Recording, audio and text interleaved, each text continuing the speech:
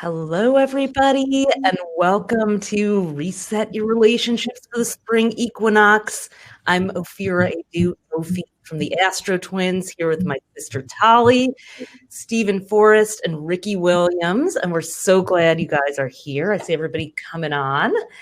And, we'd love for you to say your sun sign or whatever amount of your chart you want to share and where you're watching from. So I'm already seeing people coming in from Tennessee, Stockholm, Scottsdale, Shoreline, Seattle. Hey, I'm in Central District, Istanbul, and wow, all over the world. Hello, everyone. Aloha from Kauai. Yeah. Love it. Oh my God, this is amazing.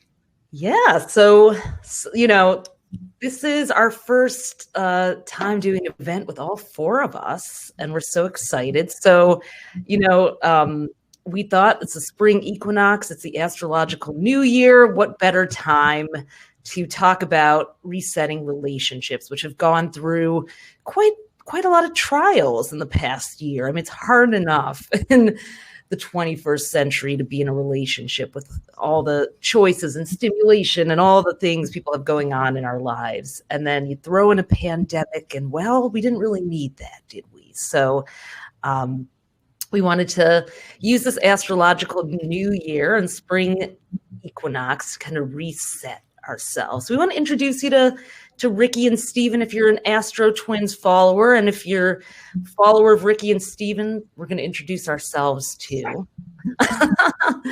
But I'll start with introducing Stephen Forrest, who is a legendary astrologer, one of our longtime favorites, and we're so honored to be working together on some projects this year. And Stephen is one of the foremost voices of evolutionary astrology. Hi, Stephen. Let me let you talk first, too, before I and say hello to your people. How exciting to be working with you young people. I love it. Well, we're so glad to be in. And, little fun fact is that Stephen, Tali, and I all have our Jupiter sign at 11 degrees Capricorn. So we're brought together by the powers of Jupiter, I believe.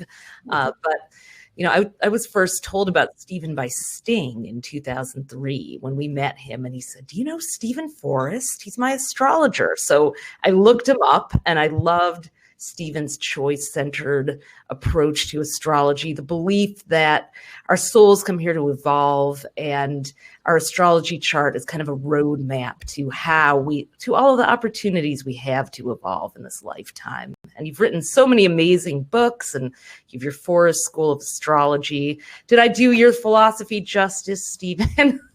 Yeah, I think you did. It really all comes down to people experiencing freedom. Freedom is a word everybody loves, but here's a word that means the same thing, or a term: personal responsibility. And so the kind of astrology that I like to do, you're free to make good choices. And as an astrologer, I can describe those good choices that are really good for you. I can also warn you about what you look like when you fall on your bottom, spiritually speaking. And that's the end. Absolutely. But it's always up to you. And that's just so resonant. I guess it's the Capricorn in all of our charts, maybe, that we love the idea that you have agency in this lifetime. So that's how we're going to be approaching our talk about relationships today. Every relationship you enter into, you always have choices in the matter and lessons you can learn. And I think we left Ricky. Lost Ricky. There he is. Okay, he's coming back. So there you are. That LA Wi-Fi. So Tali, when Ricky comes back, why don't you introduce him? Hey, Ricky.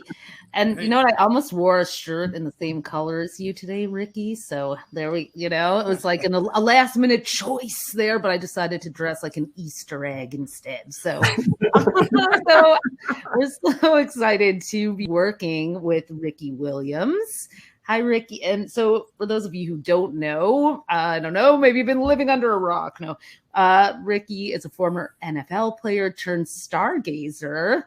and a yogi and a Chinese medicine expert, studying with one more year to go before becoming a practitioner. Hey, Ricky, and we're super excited. We're collaborating on a project that's rooted in evolutionary astrology, all four of us, but we're going to talk about that at the end here. But Ricky, do you want to say anything to introduce yourself to everyone here who doesn't know you? Yeah, I mean, a question I get quite often is, how did you go from being a professional football player to being a professional astrologer? And it was a very interesting journey, as I bet you can imagine. And, growing up, I always knew I wanted to be rich and famous, and it looked like the fastest path was through my athletic ability. And I was a good athlete, so I made it there. And then one day I realized, is this really what I'm supposed to be doing? And the answer I got back was, I don't think so. And so I decided to leave my football career and I started to travel. Right? Later, I found out I'm a ninth house Gemini. It's probably a good idea.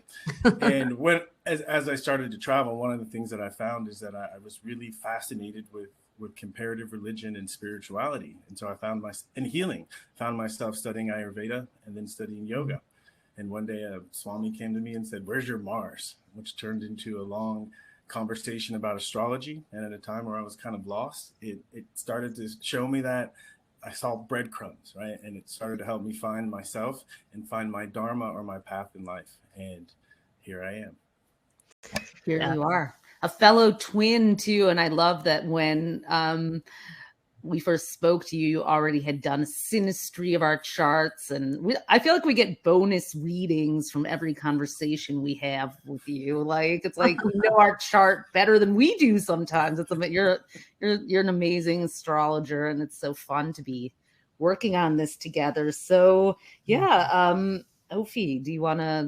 Yes. I'm going to be the moderator of our quad here. Well, I sent Ophi this microphone. So, by the way, flip it around the other way, because you think you're in front on your. I could see that. Yeah. So the sound. Okay. Okay. She's the AV twin. But... the last bits of Pisces energy, floating in the air. Good. Forwards, So. Always a good idea. So, we wanted to talk about the state of relationships and how they've changed in 2021, and especially during the pandemic, because we're also in this Aquarian age now. I mean, I don't want to get in a fist fight with someone who went to Broadway and saw the Hair musical in the 1980s or 70s. So I'm not gonna put a date on when the age of Aquarius started. But Stephen, you might have some stronger opinions about that. But unless you lived under a giant hunk of meteor rock, you probably heard about the great conjunction of Jupiter and Saturn on December 21st, 2020. And that was when they came together in Aquarius. And, Tali and I like to say that launched us into what we call the Aquarian Decade, which was when values related to Aquarius, which is to be more communal, collaborative, open, question things, really started to take root more than ever.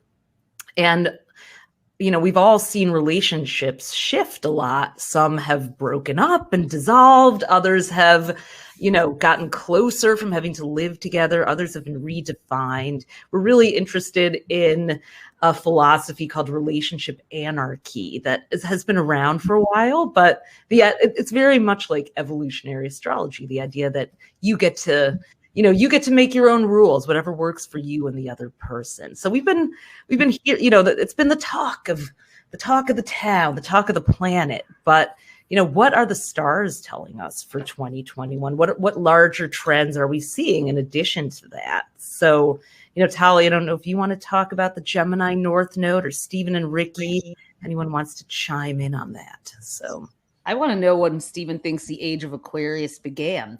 Do you have a thought on that, actually? Yeah, a rather precise thought. Between 1903 and 1905, I view. Really? Oh, wow. And, I relate that to two things: the Wright brothers flying at Kitty Hawk. Man will never fly. They weren't too sure about that. And then 1905, the special theory of relativity. Albert Einstein probably the greatest intellectual triumph. Now Aquarius is about freedom. And so we learn to fly, and Aquarius is about genius, theory of relativity. I could talk about this too long. Here's the short version. Here's why I think we have entered the age of Aquarius. One line. We went from Kitty Hawk to the moon in 66 years. Doesn't that sound like the cusp of the age of genius? Yeah. End of story, as far as I'm concerned. Nice. I love it. Well, it would be nice if we could bring our genius to relationships, because they're still languishing in the same old institutions that we've been following since, women were considered property and people had to bind their families together for financial reasons. And that model is just not working anymore. So we, using evolutionary astrology as one method, have an opportunity to really have new kinds of conscious conversations, or as you said, Ricky, use psychological insights to, deepen our relationships. And, you got engaged in Stephen's astrology class, which is a great story. I want to hear that story. Well, I mean, it's I didn't get engaged, but because of what I learned in Stephen's synastry class with my wife Linnea, a month later we ended up getting married, and it's one of my favorite stories to tell. I've been studying astrology for 15 years. Back in 2017, and Stephen offered his synastry class, so his class on relationship astrology. And at that time, my wife Linnea and I had already attended a couple of Stephen seminars, so we were like, "Yippee! It's a relationship class." And so we showed up at class, and Stephen, when he teaches, usually the first 3 days he teaches the technique, the philosophy and the technique, and then on the fourth day he literally passes the old wizard's hat around class, and he digs in the hat and this one, right?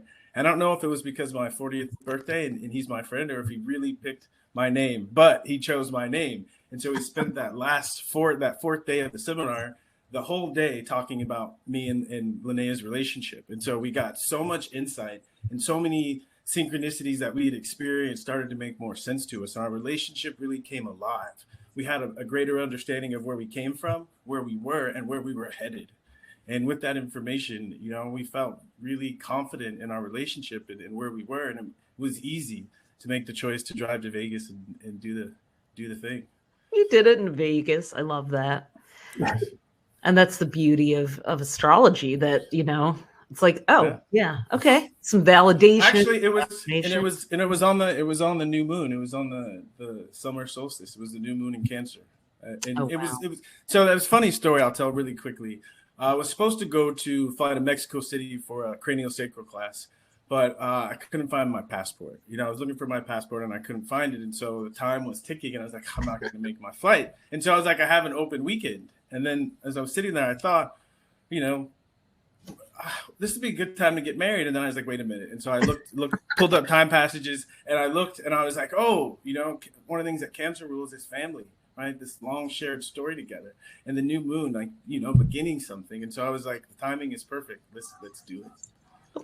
That's the way a Gemini gets married. Check time passages, cancel flight, head to Vegas, right? Yeah.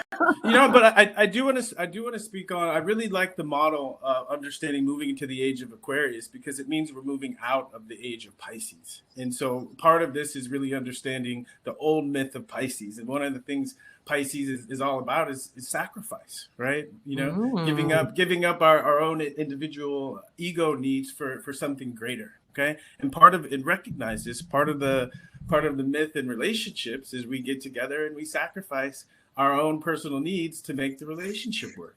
And I think this ties into what you talked about, Ophi, about it was about survival, right? And so it was worth the sacrifice, right?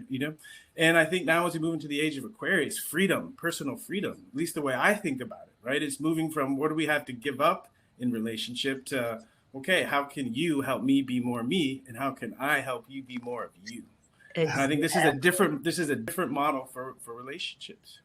And I know there's a ritual for, at least in a lot of my friends, of the starter marriage and then moving into a second marriage. And I feel like my first marriage was that Piscean theme, My first wife and I, our composite sun was in Pisces. And so we were both sacrificing everything, right? Both miserable. Mm-hmm. And finally, we decided this isn't working. And, with the clarity that astrology gave me, realizing, okay, I need a relationship that helps me be more of myself.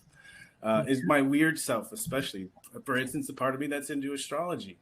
And I found a beautiful wife, and we take astrology classes together. We're launching an astrology app together. And so the thing about astrology in general is it celebrates human diversity. So it's a great tool to help allow people to support each other in this individuation journey. So well said. Such a good point about Pisces. And, that brings me to a question maybe you want to answer, Stephen, which is like, well, we have, the ages go backwards with the zodiac. So we backed from Pisces into Aquarius. But this year we have Jupiter in Aquarius until May 13th. And then it's going to go into Pisces until July 28th. So we'll get so are we going to have freedom with this little sacrifice sandwich there and then back to Aquarius freedom at the end of July? Or can we have some healing? Well, Pisces is only a sacrifice sandwich if you make a mess out of it. It's mystical, it's spiritual, it's creative, it's inspiring. So, every front has a back. That's absolutely fundamental. But the idea that, so Pisces into Aquarius with the ages going backwards, but the general progress of the zodiac the other direction. And so we had Jupiter and Saturn in Capricorn. Try this: Saturn, the Lord of Solitude, Capricorn, the Hermit, and all through 2020, the whole universe, the whole human world at least, is experiencing great pressure to be solitary, austere, patient. I mean, does it sound like COVID-19?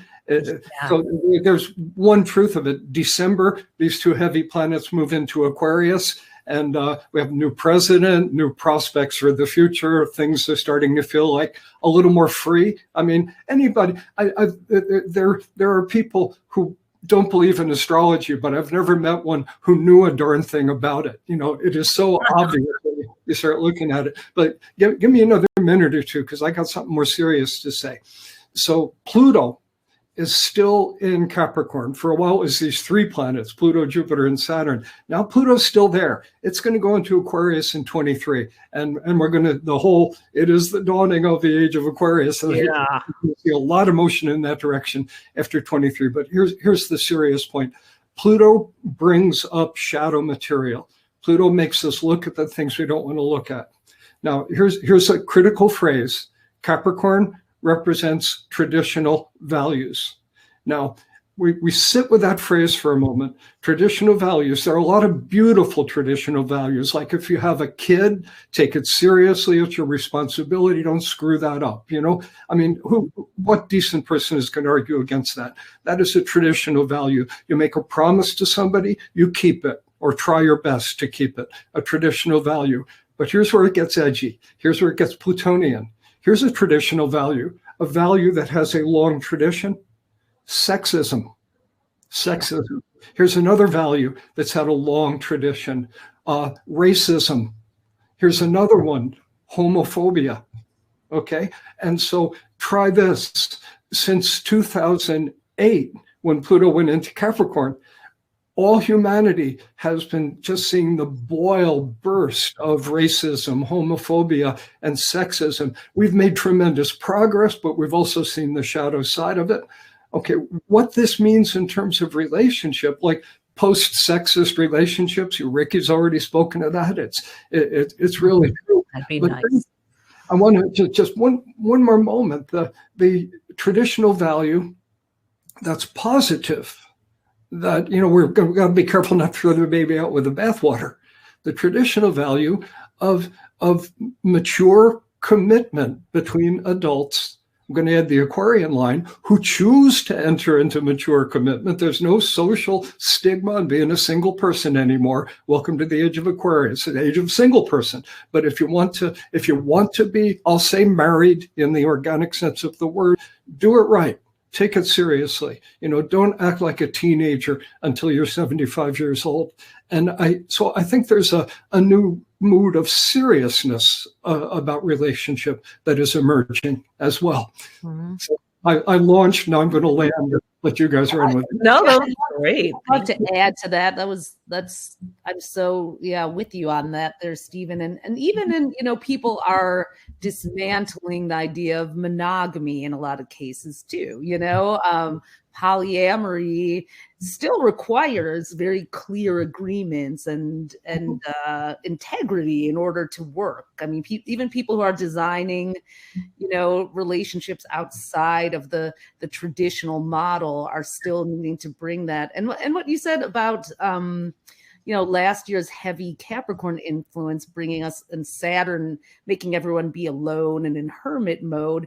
I think that also speaks to personal responsibility as an important aspect of the new relationships as well. Like, yes, we can support each other, but we also have, beyond having us support each other's visions, I think the new relationship model requires us all to really know how to step back and really, I hope we preserve some of the best parts of the hermit aspect of 2020, because it's important for couples, thruples, whatever you are, to be able to have your fortress of solitude where you go and you're alone and you're working on yourself, so that when you emerge, you bring your most evolved possible self to the conversations that you're having. So yeah.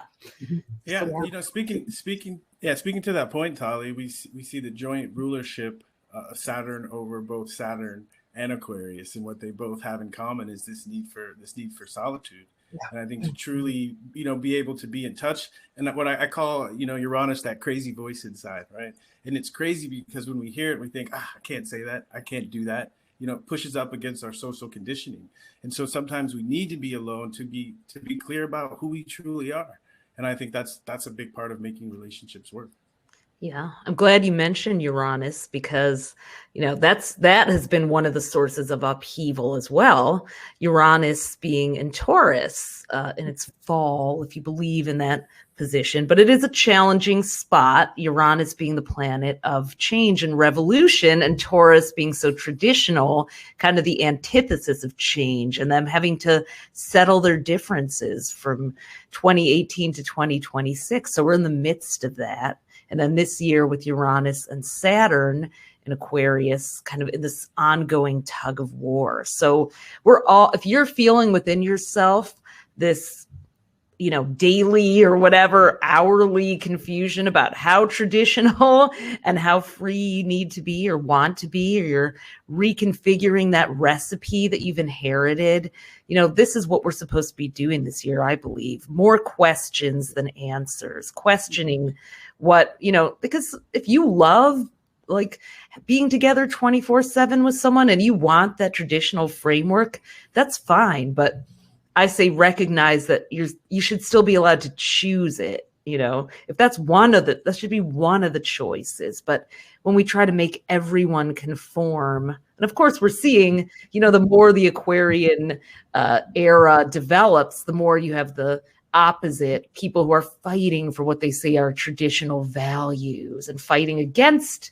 people who want freedom, which I don't know why anyone does that, because just do you. But that's one of the things I think we'll grapple with all year long. And some people are not able to cope with writing their own script. I want to, Stephen, you've done probably, thousands of readings, no doubt, throughout your lifetime. We probably all have at this point, have looked at hundreds, if not thousands of charts. And, there are some people that are really struggling to go off script. That's what I love about learning your chart, because it's sort of your original blueprint or script, your first opportunity to go, okay, this is kind of the factory settings, and now I can improvise from here. But I'll ask you, Stephen, what would you say if you had a client or a reader who knew that they kind of needed to evolve or try something different with relationships, but was lost about how?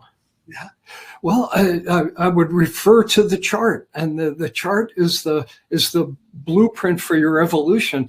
And there are some charts that Well, here's a good way to start this, come to think of it. This is what I'm about to say is actually astrology, although a lot of astrologers wouldn't recognize it as such. But the sky as the mirror of the human soul, that's astrology. So up in the sky, deep space, in the galaxy, about 2/3 of the stars that are like our sun, that are similar to the sun, are binary, double stars, 2/3 of them, binary. 1/3 of them are single stars like our sun.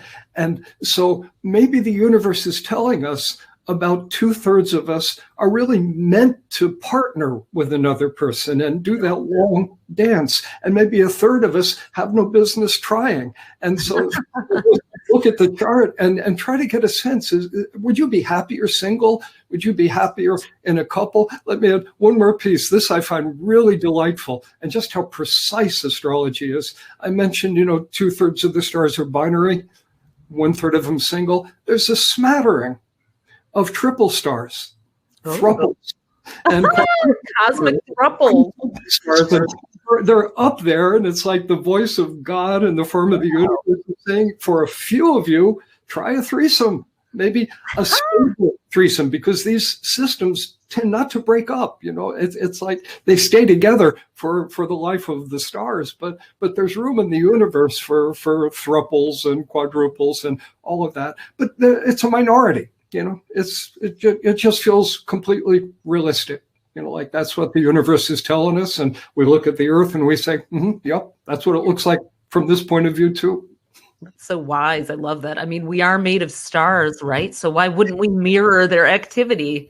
And Tali, living in the Pacific Northwest has really, for the past 10 years, has really been exposed to a place where a relationship of your own design is really the norm there. And so it's been very eye-opening. Ruffle trio who are best friends of mine, and they make it work. So so yeah. So I'm tracking the chat a little bit, and I see this idea of the difficulty of the Aquarian Uranus energy, right? Individuation. And this idea, I'm currently in right in smack dab in the middle of my Uranus opposition. So, very much in a Uranian time, and, we're coming out publicly as a professional astrologer with my podcast and all. And so this, the herd instinct, right? This need to be a part of the group. And sometimes, when you individuate, you're saying that, maybe I think differently than the group. And I think at a deep instinctive level. And when I think of Taurus, I think of our instincts, right? At a deep instinctive level, that's scary, right? That's scary. But as I've been thinking about this archetype more and more, if we're able to brave it, and I know in my life, as I've been able to do it, when we're able to put our craziness, our weirdness, our uniqueness out, I think it taps into the other side of this archetype, is we find our people, right? We find like-minded individuals. But if we can't put who we truly are out there, we're probably not going to be able to find those people. And I know as I've put my weirdness out there, I was able to attract a great teacher like Stephen Forrest and great businesswomen and astrologers like you, Tali and Ophi. And so this is what I've learned by being courageous enough to be different. And we also learned that our Uranus is at 21 degrees Libra, exactly together with your North Node. And Libra is a sign of relationship. So it's just so perfect. And speaking of Uranus and Taurus, one of the things I've been noticing too, it's kind of tied into the whole cottagecore movement, which is people doing that, people are buying land together with they're finding their people. And it's so Aquarian too, deciding to kind of live communally. I know two groups of people who are already doing this. And I'm sure there's many more. They're just in my personal life, but they're like, look, we don't fit in. One of us is trans. Other was, we're a throuple. Or we all share these values. We want to help raise each other's kids. And, they're kind of that's very Uranus and Taurus too. It's like, fine, we don't fit the traditional model. We're just going to go have our commune over here, you know? So I know someone who's doing that and creating their own cryptocurrency and their own economy as well, which Uranus and Taurus, which rules money and values and possessions. I mean, you literally can create your own universe if you have and make your own rules. So it's interesting. I'm seeing a comment that's fun that I wanted to share. Lisa saying, I've been seeing another weirdo loner on and off for a quarter of a century. We recently became mutually committed to one another right before Saturn and Jupiter left Capricorn. So that's funny, which they both have on their descendants. So I love it. Someone asked also, is there something in the chart that can show a tendency toward polyamory? So that's actually kind of an interesting thought. And someone's correcting our pronunciation of Uranus, Uranus. Look, there's no non-awkward way to say that planet. So indulge us, would ya? Well, I'd love to hear from Stephen and Ricky what they think about the question you just posed a minute ago. And I forgot what it was. Is there something that would show like a tendency toward or let's just say a tendency toward an unconventional relationship path? In the chart, yes. In the chart. Have you seen a signature? Or I'd love to. Which one of us should take that? Stephen, go ahead, and then Ricky, I'd love to hear from you after that. Yeah. Okay, first. Okay, well, for one thing, it's an unusual choice to follow the path of polyamory. I mean, it's not a majority choice, which right away puts it in that Uranian, Aquarian, or out of bounds declination kind of territory. That would get a little technical, but it's another way of saying you're on the road less traveled, and this would be an example of that. The signs Sagittarius and Gemini, that axis, they're very oriented to wide experience. When I'm working with a client who's carrying them, I'll say, God marched you to the end of the cosmic diving board and said, I want you to go down there and live 3 or 4 lifetimes worth of experience in one lifetime. And so it's something I really love about astrology. It can honor the path of a person who needs to love a lot of people, because everybody, all 4 of us, everybody listening to us, we've probably kissed more than one person in the course of our life. And when we think back on them, maybe there's some bitter experiences of betrayal, but often there's a sweet feeling. You know, it's like, thank you for sharing yourself with me that way sexually. But if it's just sex, you forget about it. You know, we're talking about, some deeper kind of communion. Thank you.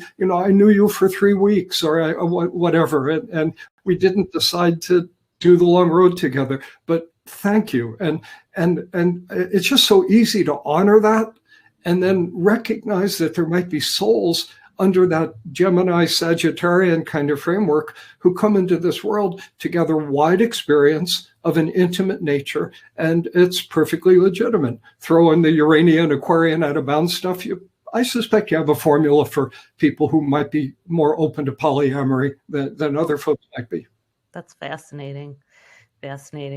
Have you seen anything, Ricky, of that? Well, yeah. So, Stephen's my teacher, and so really the way he answered the question.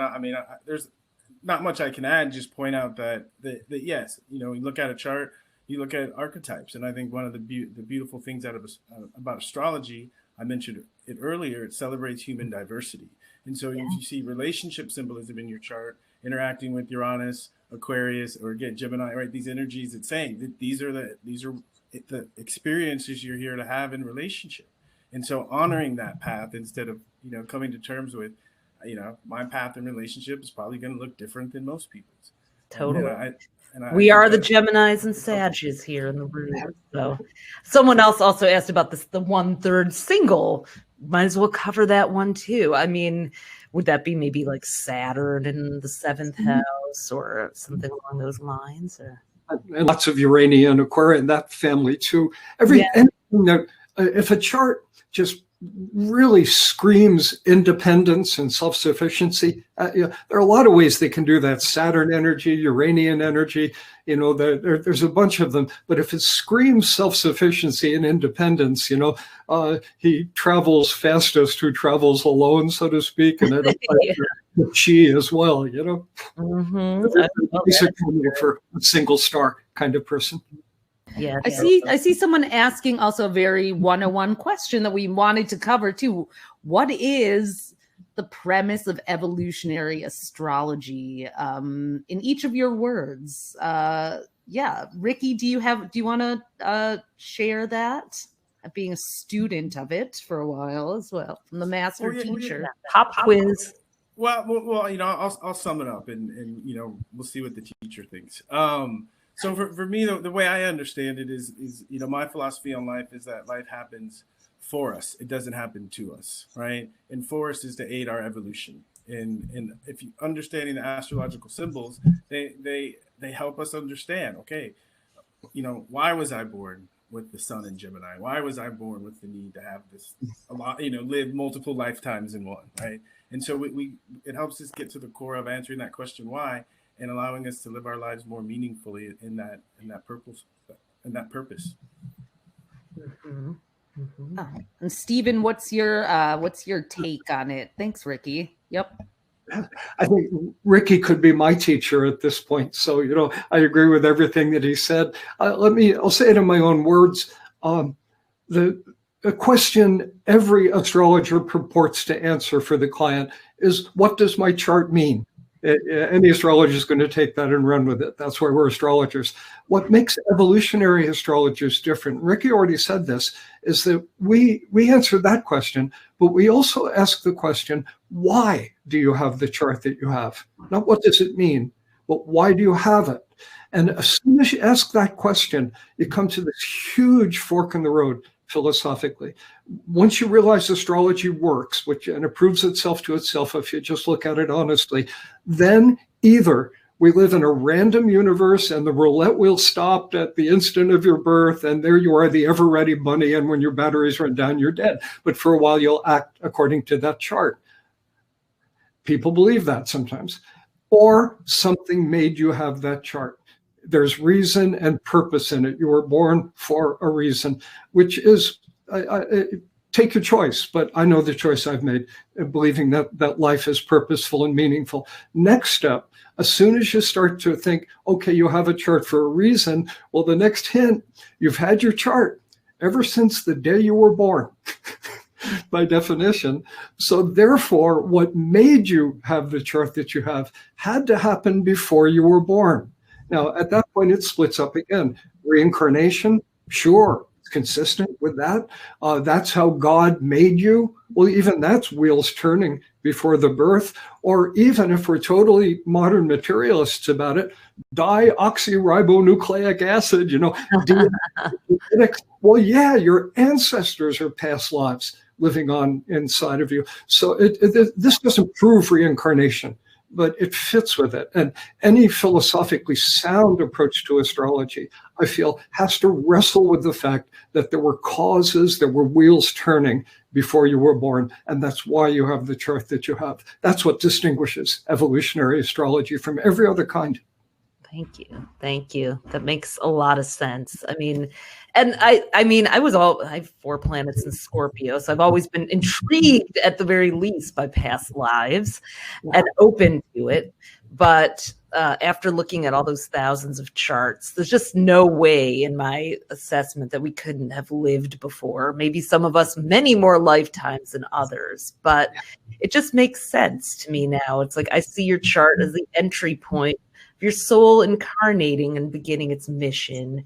And so we get, I see in the chat, and it's very common and no shame, but when there's an astrologer around who may have insights that you don't, you're going to want to probably ask them, should I text this person? Well, should I call, who should I be with? Who?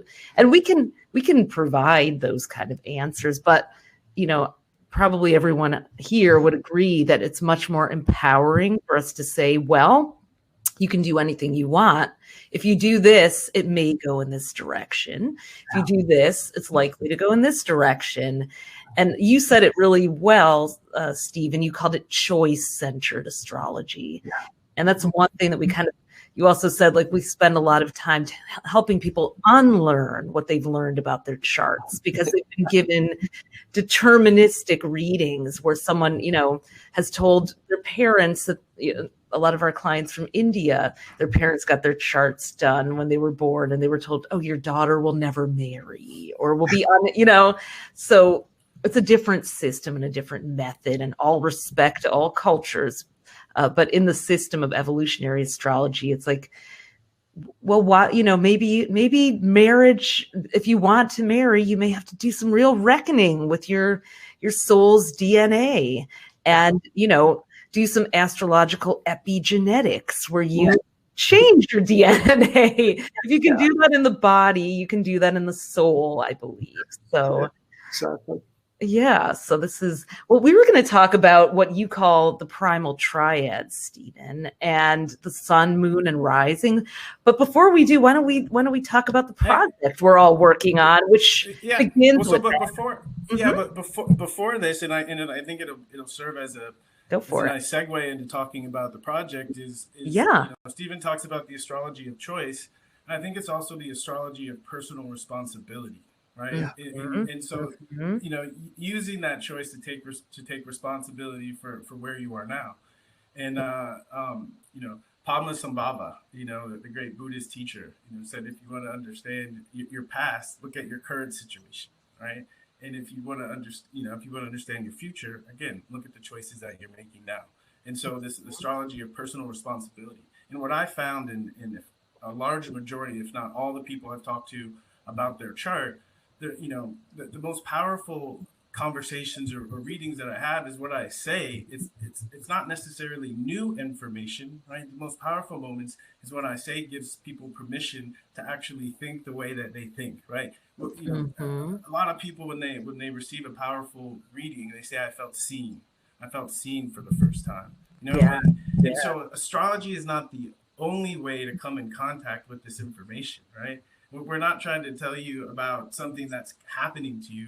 We're trying to give you insight into your own journey. And so if we're doing a good job, what we say resonates deeply inside of you. And again, it manifests in giving you permission to express yourself, you know, to proudly go on that journey, regardless of what anyone thinks, right? I think this is part of the Uranian urge. And so this project is about relationships. And we started off this conversation talking about relationships in the age of Aquarius. And I started off saying, you know, my vision, entering relationships, how can you help me be more me? How can I help you be more you? Right? But the starting point is personal responsibility. You know? One of my favorite lines that I tell people when I'm talking about relationships, and from my own personal experience, is one of the first mistakes people make in relationships is we choose the wrong people, right? We get in relationships with people, it would be too much outside of their nature, right, to show up for us in a way that would feel good to us, right?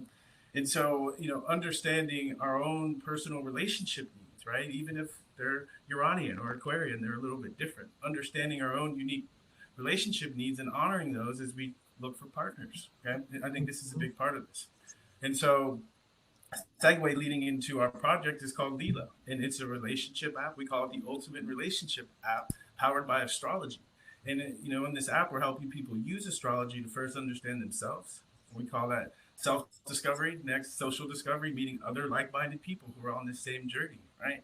And the third dimension of relationship, which I think all of us are most excited about, is relationship building. You know, it's like, what do you do once you meet that person, right? It's right, even if you meet, quote unquote, the perfect match, right?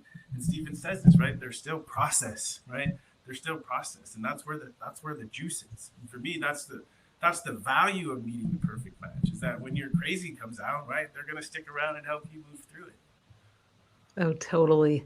So the app that Ricky dreamed up with his wife Linnea, and Stephen came aboard for it to write all the content.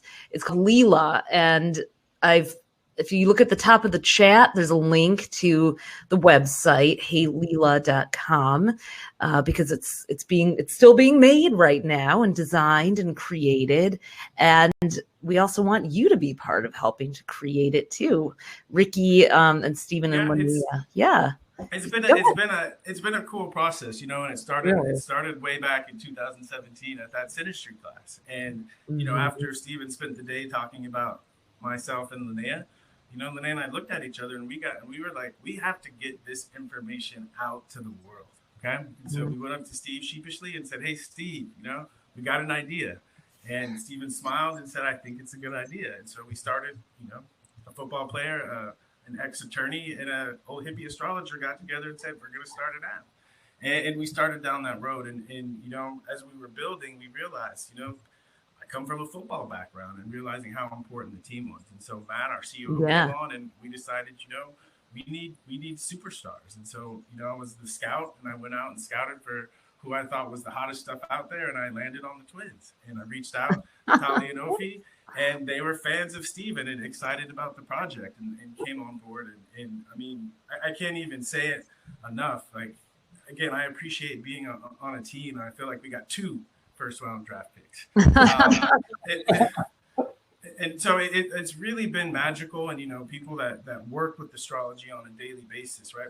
We're tuning into synchronicities, and how this project has really been coming together has been amazing. And even the way it's growing, and it's really an Aquarian theme. It's really about building a community. And I know in my personal life, my understanding, my appreciation of astrology really grew exponentially when I met Linnea, and I had someone to converse with and speak this language with and understand and actually see up close and personal what it looks like in real time, and someone open enough to share that experience with me.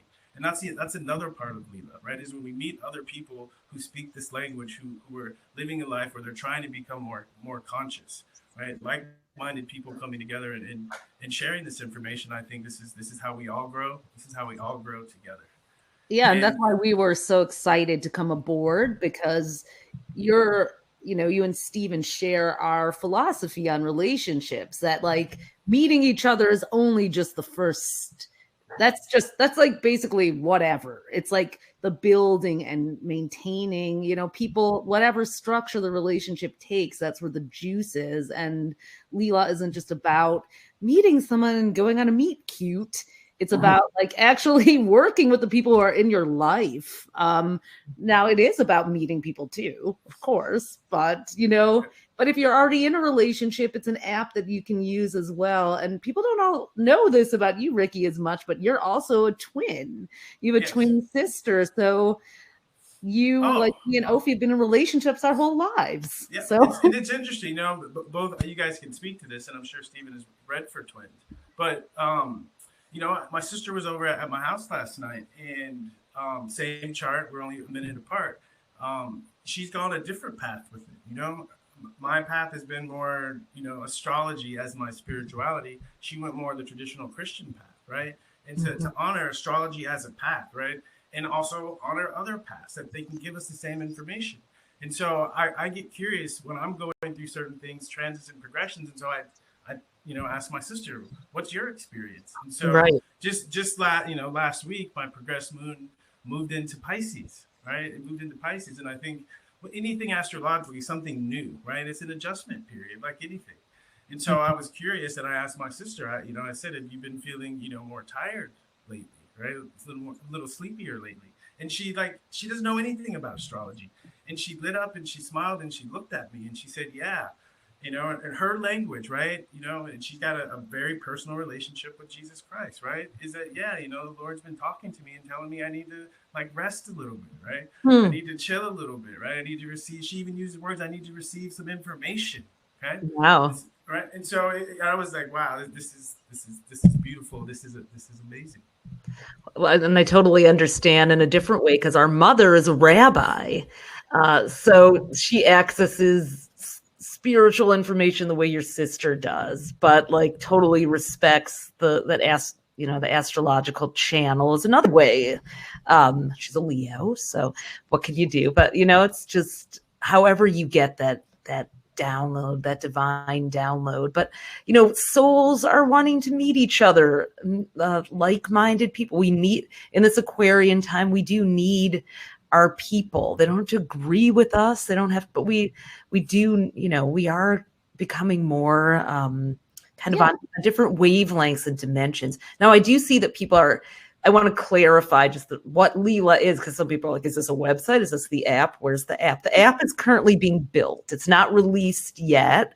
But we've started spreading the news about it. So on the website, there's a sign-up form where you can make sure you get the early access, the first invitation. We're going to be beta testing it and looking for people who think that they would really use this app to test. And, as our Aquarius, Matt, who is the kind of the tech wizard behind it, he's very thick-skinned. He's like, I want you to rip it to shreds and tell me everything that you want to do and not do. So we know astrology people have really great, strong opinions, and we welcome them because this is something that we're making for you. We want it to be of use to you, not just another kind of, app on your phone or whatever. So it's very Aquarian and very collaborative in that regard. And I want to, Stephen, you took a lot of with all that you do as a Capricorn, you take great, and Jupiter in Capricorn, you take great care with all the materials that you publish and really the integrity behind it. You wrote all the text for this and all the, so I'd love for you to speak to what you're creating for Leela too, for people. First, and thank you for asking. The philosophy we've been talking about all through this program permeates Leela. So it's not fortune telling. We think relationships, well, I'm a Cancer and you're an Aries, so thumbs down, that's not going to work. Or I'm a Cancer and you're a Pisces, so thumbs up. That very mechanistic view that the stars determine the future of a relationship. We reject that entirely. A premise in Leela, first, is your primary relationship has to be with yourself. If you don't know yourself, you're going to make rotten choices. Second premise, any relationship between any two people from the astrological point of view can be made to work. With enough patience, determination, and hard work. The so-called bad aspects can correlate with passion and growth. The so-called good aspects can correlate with two people just falling asleep and never even having another conversation. So it's all a question of how we work with it. The sense of a relationship with yourself. It's a big subject, but one tiny little illustration. Let's say I'm very independent by nature. So I need a partner who grants me my freedom, my independence. Maybe not sexual freedom, but if I want to go visit my friends for a week, fine, honey. So how am I going to do with a clinging vine? That's not going to work. So I got to know that thing about myself before I can make a good choice about who to try to love. And so Leela very strongly supports this idea of just getting to know yourself, and establishing that sense. And then from there on, it sort of builds. And we talk about every possible combination of sun signs, moon signs, rising signs. I have one, this is just one illustration to make this come alive. I had fun with this. I promise I just wrote this stuff straight astrology, but then I was thinking of the famous Kim Kardashian and Kanye West. And a little section where we give each of them advice about how to live with the other one. And here's the advice Leela would give to Kim. The thing you need to watch out for and don't do with Kanye. Agreeing when you actually disagree. Isn't that and try this one really cracks me up. Kanye, in order to get along with Kim, here's what you have to be careful not to do. Be careful of being exhausting. He might have done that once or twice. Yeah, exactly. See, and there's a Gemini Libra stuff, classically a good aspect. Gemini should marry Libras according to the old formula. Well, anybody can marry anybody if they love each other, but then the work begins. And so that those lines I just read, note that they're not judgment, they're advice. Right. You know, Kanye, watch out for this. Kim, watch out for this. And you guys will get along better. And that's just one specific illustration, but it captures the whole philosophical thrust of every word in Leela. It's about supporting relationships, making them stronger, not about judging them. Absolutely. And that really answers some of the questions people are asking about whether this is only for romantic or dating, or no, you can really use this in any part of your life. And like Stephen just said, yeah, we're not giving you a prescription. We're giving you an opportunity to have a transformation. You don't have to like put the relationship in any format except for the one you choose. But if you want to get along better with the Gemini or the Libra in your life, try this. Mm-hmm. So it's I think at its core, Leela is really providing information, right? And it's we're empowering you with information. We're not telling you that these two people are compatible or these two people are not compatible. We're giving you information and letting you make the choice of what kind of relationship you'd like to have. And it does apply. I mean, you could even use Leela to understand your relationship with your parents or your relationship with your children, right? There's relationships in our life that confuse us and intrigue us and enchant us, right? And so Leela can help you gain some consciousness and some clarity and understanding around those relationships. Yeah. And if you do want to meet someone in your area, you will be able to. If you are wanting to use it to be matched with people, you will be able to. Because, I mean, it originally did start as a dating app, but it's with Evolutionary Astrologers, of course, it's evolved.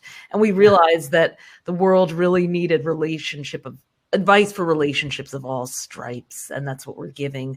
And there'll also be a community forming through it, because there are over 1,000 people here today from all around the world, you know. And I even see people interacting and chatting with each other in the thread, which is such a great, prelude of what's to come with the app, because you can't even see each other. You don't even know each other's charts, and you already want to talk to each other. So that's what I know Ricky and Stephen, you envisioned happening as well. And we're completely on board with as your draft picks, your proud draft picks to, Yeah. Well, that's it. I mean, even if and again, I was most of my studying astrology, it was me in my office with books or looking in front of a computer screen. And if I had something like Leela, I had a question or something I was interested, or I was reading about Pisces and I was curious, I could go on Leela and look for Pisces and ask them questions, right? And understand their experience. So I think this is really the big picture is a tool to build community, Exactly. And one of the features we're working on now is to have groups, right? Groups for all the Aquarius suns and Scorpio moons, right? So people that share certain characteristics that you want to understand more or talk about more, you can connect with and have those conversations. Learn from your AstroTwins. I can only imagine how amazing it would have been for us when we learned astrology a couple decades ago to have a Scorpio moon support group, or Venus in Scorpio, which we also have, which has made the path to relationships have certain challenges to them, like having to sort through jealousy and possessiveness, which is out of sync with us being Sagittarius suns. But for me, it's like getting a relationship and all of a sudden it's like, the anxiety of like, what does this mean? The fixed signs come up and always have, and just learning that and knowing that about myself, like I need freedom and I need certainty, and that is a weird mix, but 11th house sun on top of it, conjunct Neptune, and then you just I had to realize for me, I'm gonna probably only have a few people that I'm not gonna be that person who can go out to spring break and just date, find a boyfriend like that, So I mean, I could, but I'd have to be faking it the whole time. Yeah. So could. Yeah. We're going to be, while the app is developing with you and your input, we'll be posting on the website it's not up yet, but it will be shortly. There's an astrology section for you to learn about the kind of things that we're going to have on the app. So we'll be posting articles. We'll be doing more webinars. You'll have videos. Follow Ricky's podcast, Curious Questions with Ricky Williams. You can subscribe to that on iTunes. Like, we're here to give you all the astro information that we can. And again, like we said, we want to hear from you. So the website address is pinned above the comments, heyleela.com. And we're also doing a crowdfunding campaign that just launched, or is just about to launch next week on Republic. So for those of you who really want to be invested in it, there's an opportunity to even, own a piece of Leela with us. And check that out. That's something that I love that more and more people are doing these days, like just literally being part of shaping the future of what they want. So however you choose to do that is, it's one of the things that's most exciting to me is it's an opportunity for people to invest in something that they really love. And I think we're seeing the world change. Being the CEO of Leela, and one of my main responsibilities is fundraising. And so it's an interesting scene, now on Zoom calls, my sports coach talking to these VCs and trying to, talk to them about astrology. It's really interesting. And I started thinking to myself, right, this would feel so much better if the people that actually understand how powerful astrology could be had an opportunity to join in the upside of what we truly believe is the future. But it's just so great. I mean, we thought, our audience is mostly women. And that was what was really intriguing to us, to team up with two men. And because in our experience, a lot of men have been skeptical, if not outright cynical, about astrology. And then there are those who are open to it, but they've been trained in, like what you said, Stephen, sexism is a tradition.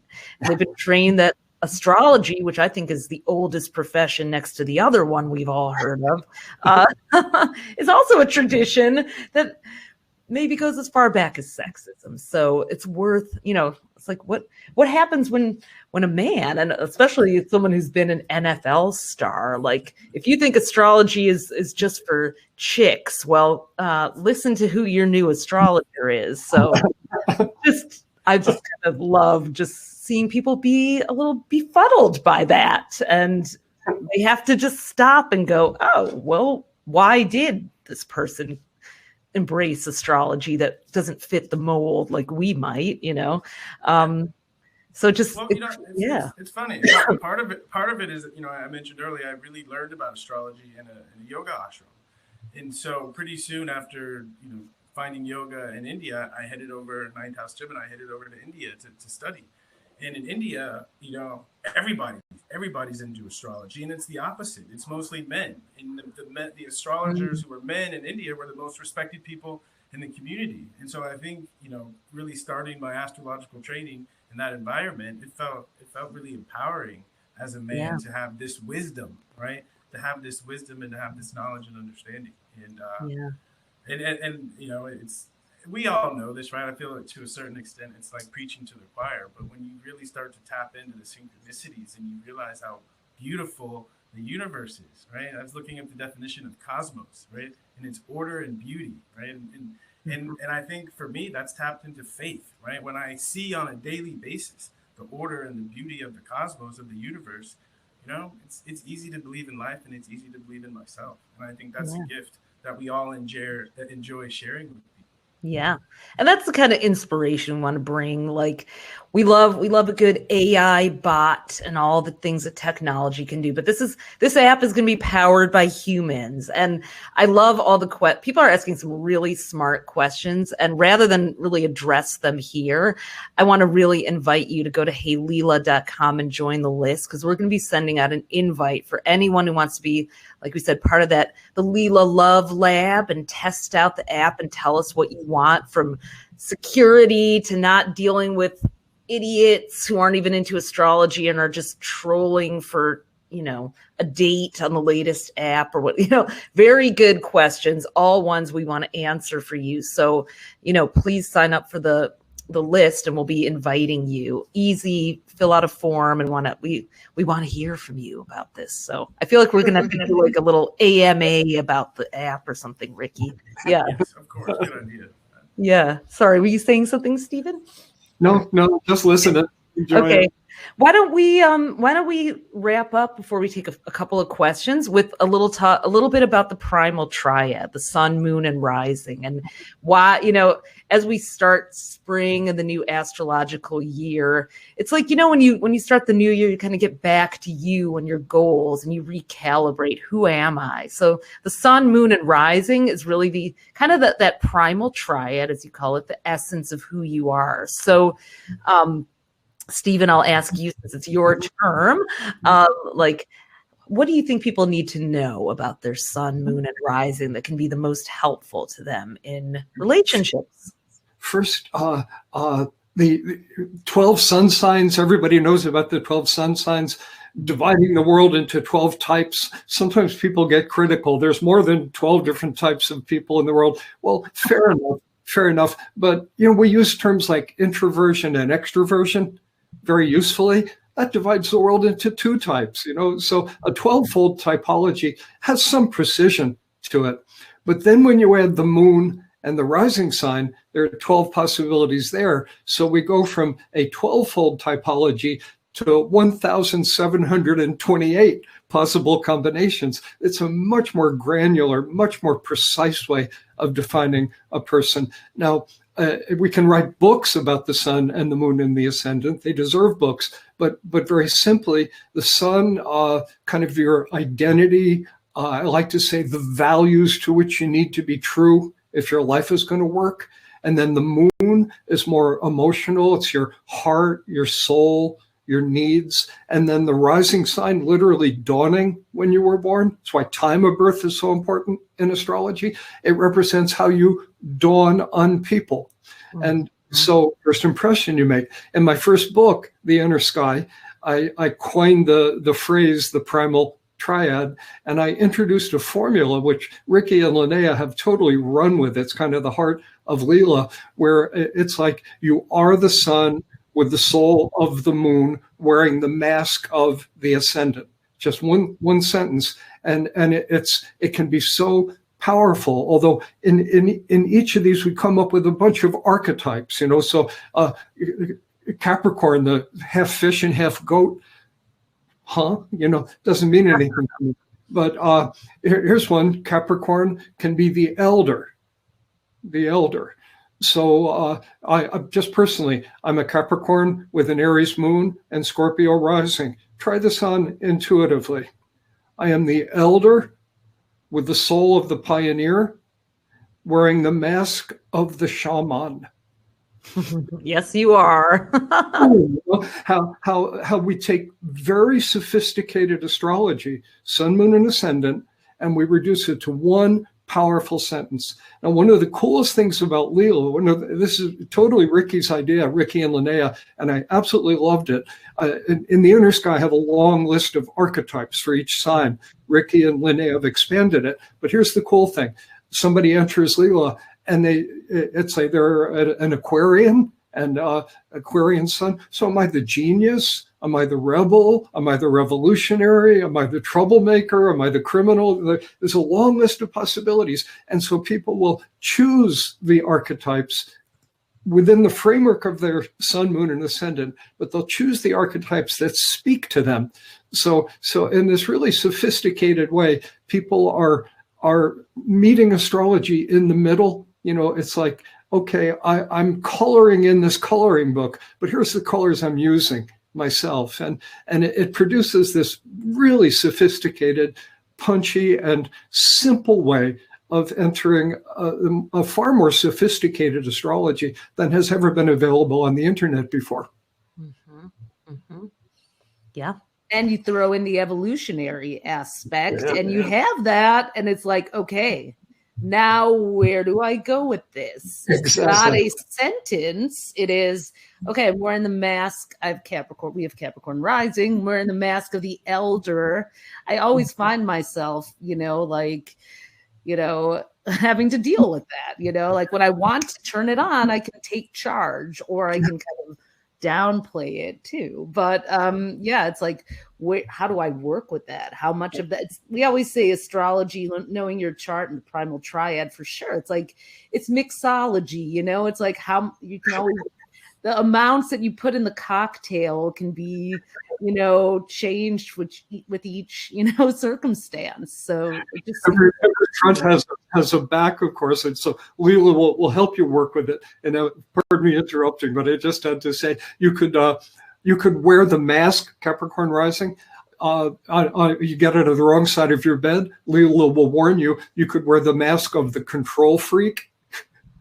You know, which is dark. You don't have to be that way, but you know, if you're making a mess out of it, whatever you do, you're going to have Capricorn rising, but you have personal responsibility for how you inhabit that. And Leela just lays it all out. Yeah, exactly. The whole spectrum of expressions of each of those things. So we're just, you know, you guys know astrology is a lifelong study and conversation, and so. And you know, Leela, by the way, means divine play. And did you come up with the name, Ricky, or you and Linnea? Well, sort of. So, like I said, I spent a lot of time in India and actually studied some simple Sanskrit, and so I've come across the word Leela a bunch, and I have a decent understanding what it means. So, Linnea and I, you know, soon after we came up with the idea, we were working on content ideas. And again, Linnea was much newer into astrology, and as we're working on these ideas, she started to see all the connections and the magic of astrology, and she said it's like all these things are there for us, and we just have to recognize them and play them out. And I said, there's a word for that in Sanskrit, and it's Leela. And then we both looked at each other, and we were like, yes, this is the name of the app. Found you. And that's what I feel like the experience of working on the app with the team you've put together, Ricky, has been a divine sort of play. I mean, we've been working on our own brand for 25 years, and you know, we have to do certain things because people expect certain things from us. We've gotten to put our hands in some new clay and help shape something. So we want everyone who's part of Leela to have as much fun as we're having, creating the foundation for it for you. So that's why, and it's just we're looking out of the corner of our eye at all of your comments, just so you know, we want to keep talking to you, but just so you know, we do read all the comments, and we will be, and we'll be able to. I think we need a Capricorn rising support group from reading the comments right now. Brian is saying, bon vivant, Latin lover, and peace at all costs. Which rising is that, I wonder?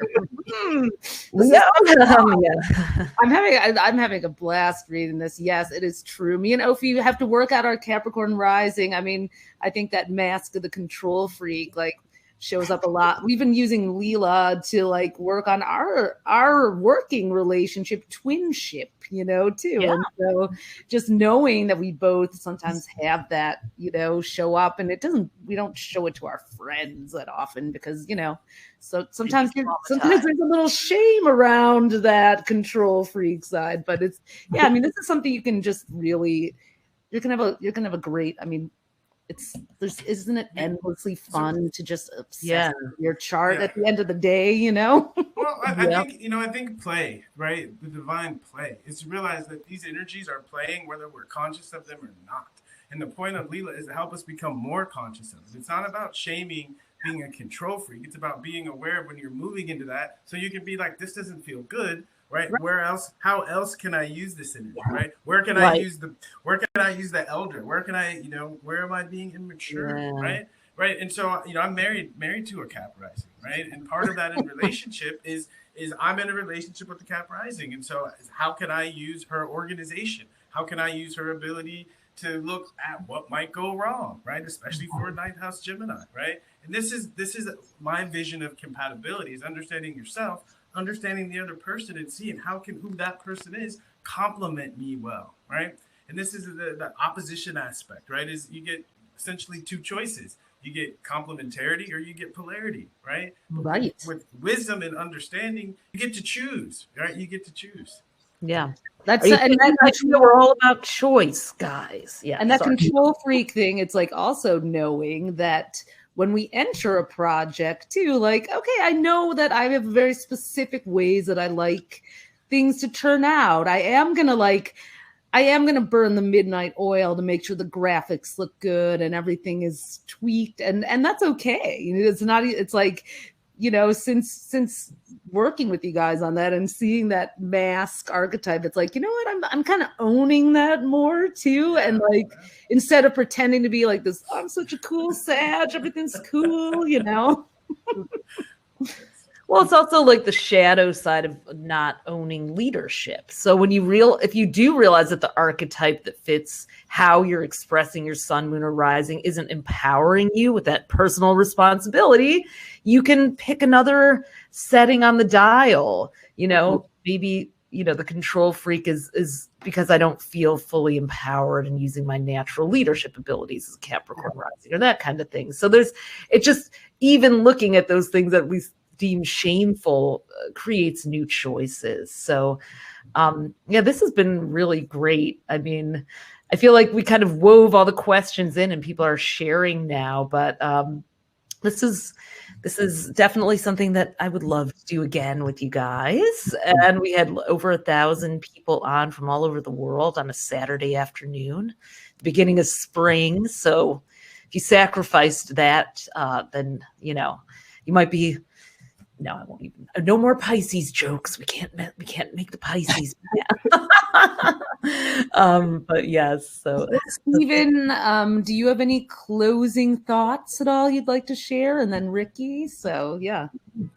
Well, it's all my life I've worked pretty much alone. I mean, nobody is an island, but my work has been independent, running my own business and so on. Counseling, astrologer, author, and so on.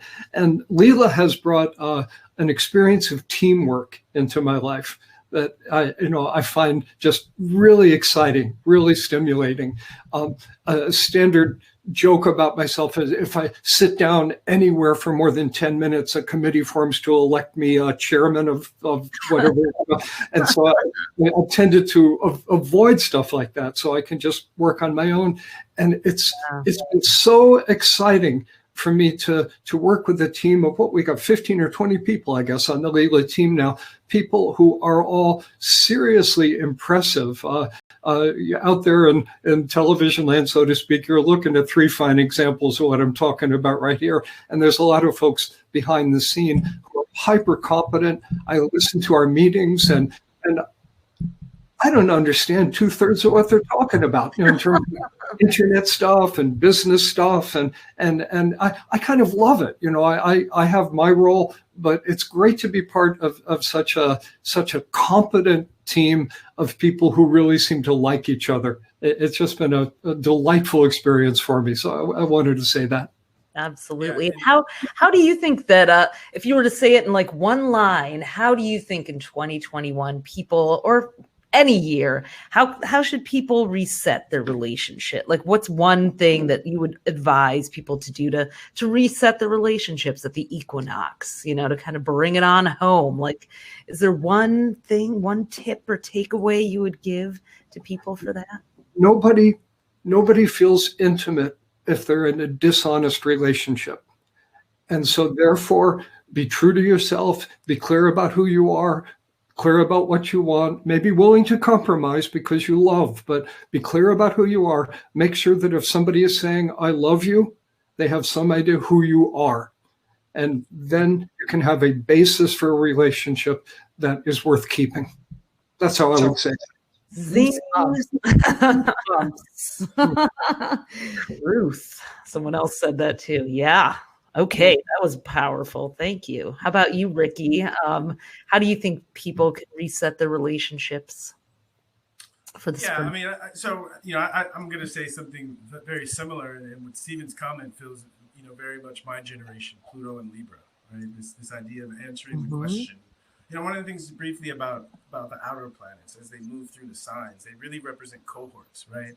A lot of people born with Pluto and Libra. And it's really about, what us as a cohort are working on. And I think part of the Pluto generation is really what Stephen just mentioned, right? How do I maintain a long-term relationship where I can be honest and I can truly be myself? And I think this is a natural thing that we need to learn before we can truly move into Aquarian relationships, right? If I don't know me, how can I be me? Right. And so that, and I think, more a practical way to address this is looking at, your sun, moon, and your ascendant, right? And ask yourself, right, are all three of these energies being honored in my relationships? And if they're not, what can I do to make sure that I can exist, I can show up more in this relationship? Nice. Tali, any thoughts from you? To say, I'm tag teaming with both of the knowing your primal triad, your sun, moon, and rising, and being able to work with them as evolutionary tools. It is that know thyself, and also being able to express that, having the vocabulary and the language. I mean, it's sharing is the hardest thing, sharing ourselves, because, well, perhaps that's, it's not for everyone, but for many of us, like, we want to synthesize, we want to harmonize, we want to blend. And, taking that step back this year, in this Aquarian decade, and really making your relationship with yourself and your self-knowledge and self-study, and astrology is the best tool we all know, as important as, finding that harmony, because it really is the path forward towards that. So give yourself that time for self-knowledge and self-study. Yeah.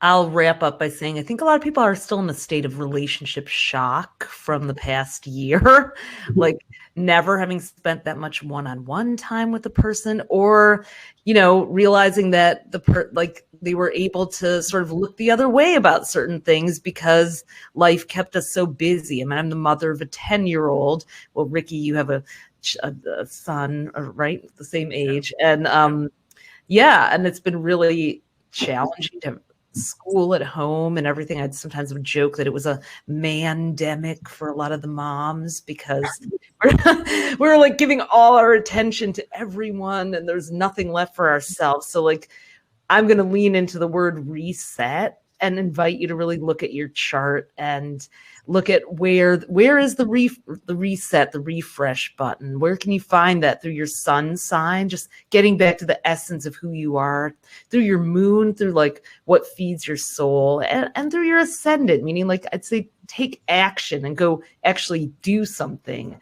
that the ascendant sometimes can put it into motion too for you. So and just, and for those of you who are wondering, there will be the replay, and we'll be posting the video of this on the Hey Leela website. So you'll be able to access this. For those of you who are gardening or miss the time zone or busy or sleeping, it will be here for you. So thank you, everyone who joined us. Thank you, Stephen, Ricky, Tali.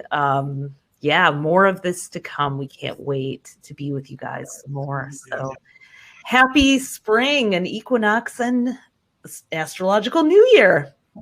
Bye, everyone. Yeah. Bye, everyone. Bye. Bye.